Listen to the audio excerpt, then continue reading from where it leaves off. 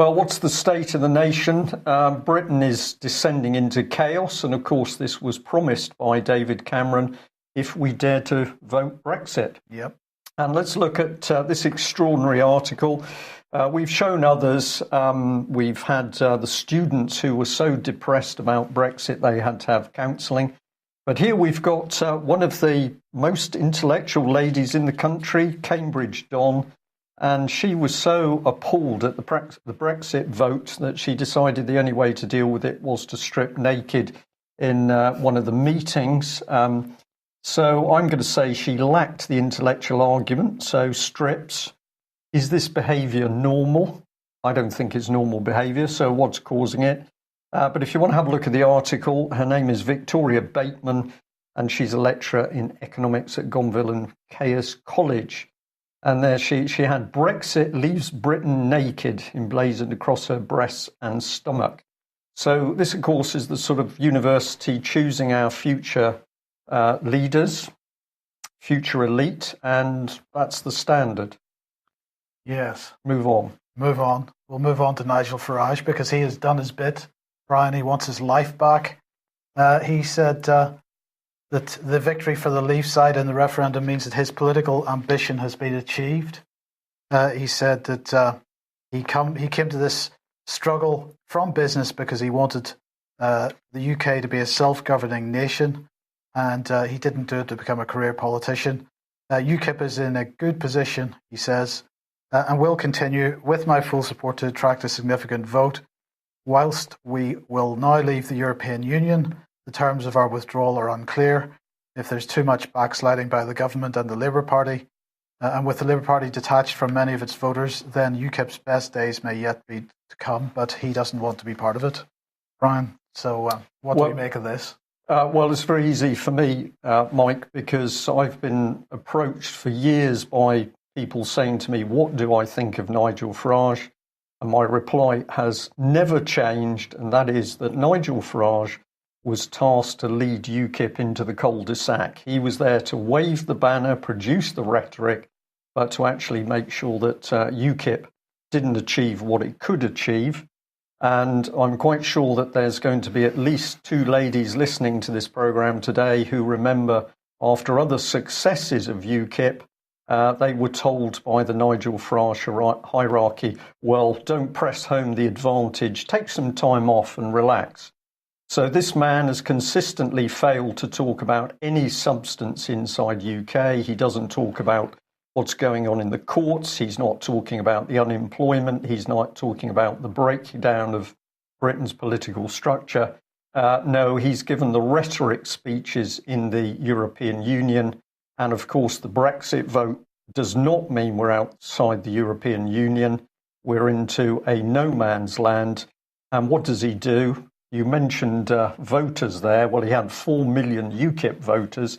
He's got 17 million Leave voters.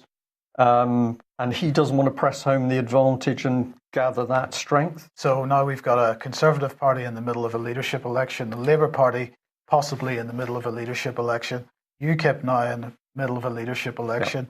Liberal Democrats, well, they don't count for anything since the 2015 Parliament because they were completely decimated following that lot. So this nation is ungoverned. It's ungovernable. Rudderless. Totally rudderless. We're not getting out of the European Union anytime soon. And Farage has done his bit. He's absolutely done his bit. Well, let's just have a look about how he might have done his bit, and we'll bring in Lily Allen. Now, I've got to be honest with viewers and listeners. I do not have a clue who this lady is. Probably best that way, Brian. But I've been very interested in this article, which was all about what she'd been tweeting. So let's have a look at what this lady was tweeting.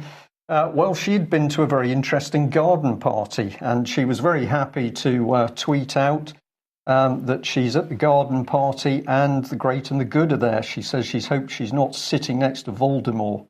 But who have we got? Robert Murdoch and Rupert Nigel. Murdoch. Sorry, Rupert. I beg your pardon.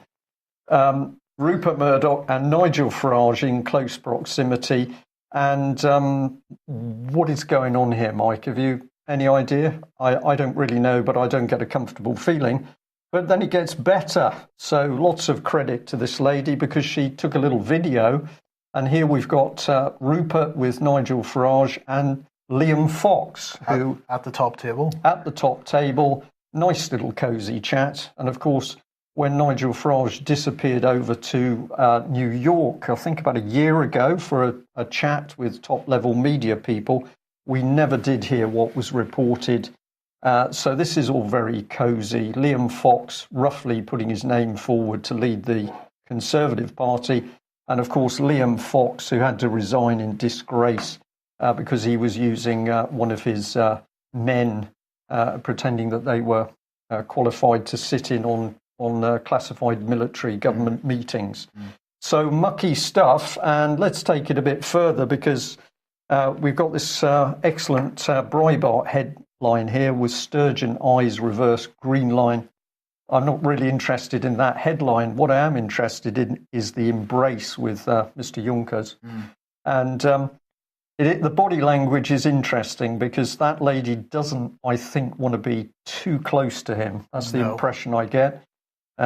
Certainly, it looks like her lower half is backed away from him. So let's remember this, because I tweeted this one out. Just fascinating. What was being whispered in Nigel Farage's ear?